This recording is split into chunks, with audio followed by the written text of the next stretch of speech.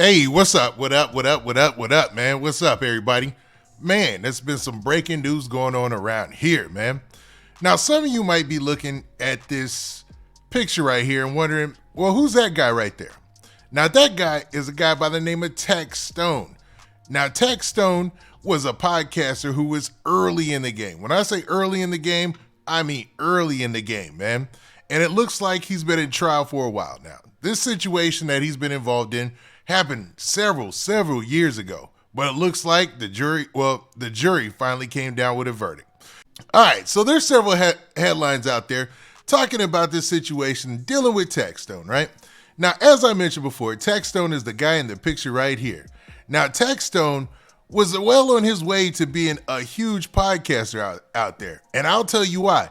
He was ahead of everybody.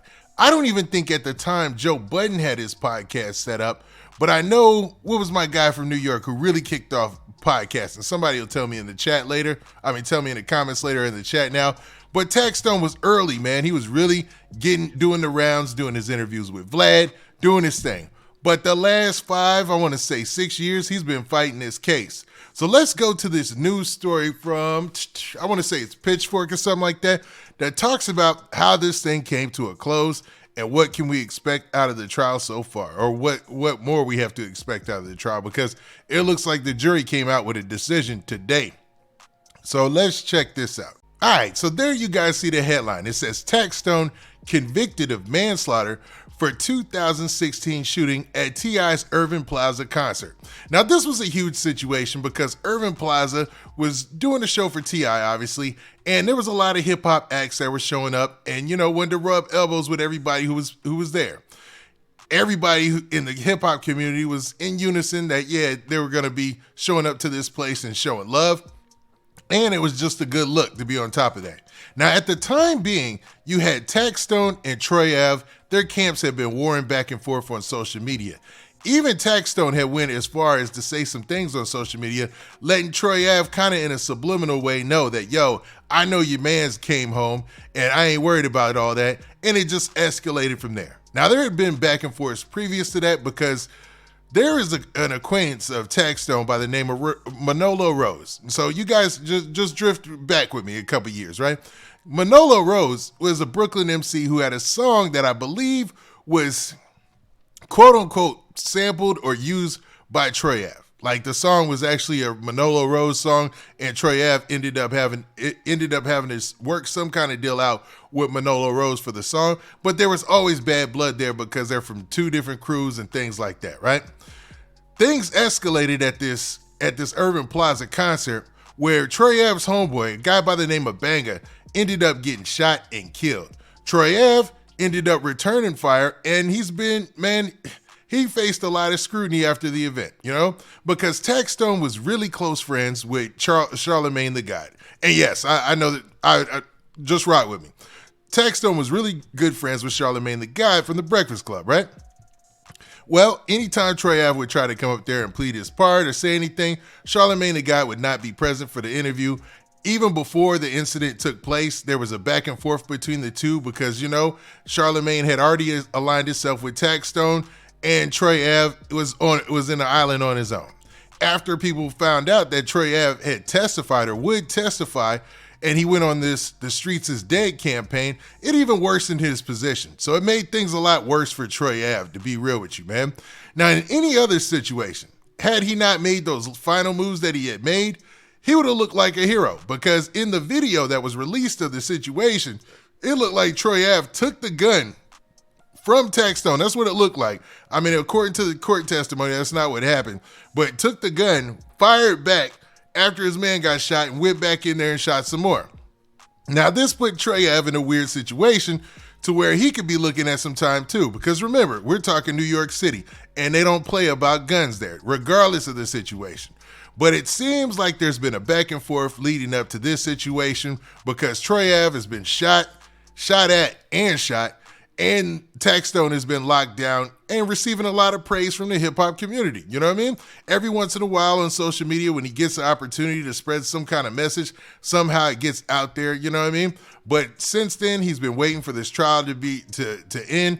And in the ruckus of all this, there's been more back and forth. Because as Troy Ave took the stand to testify against Taxstone, Manola Rose and a lot of those guys who were part of Taxstone's original crew were there, and an altercation ended up taking place outside of the courthouse, man. Now, in this story, that's just giving you guys a brief understanding of the events leading up to this point. So Taxstone was looking at the murder of Troy Ave's homeboy, Banga, and essentially his life was on the line. He was looking at possibly an L. It could be all over for Taxstone, who was somebody who had a promising podcasting career, even though he was kind of rough around the edges and a real street dude, most people would say, right? So here we are, right? They've been going back and forth in court. Troy Ave testified against Taxstone, and now the verdict is in, and it looks like Taxstone has been convicted of manslaughter. But what most people are going to miss is the fact that, he didn't get convicted of murder, which is the big, you know what I mean? Like, out of all the charges that he gets, at least in this situation, he'll probably be able to see the light of day. He'll probably be able to go home. You know what I mean? Is it a bad situation still? Yeah, but he still has to go for sentencing. So let's kick into the story, right?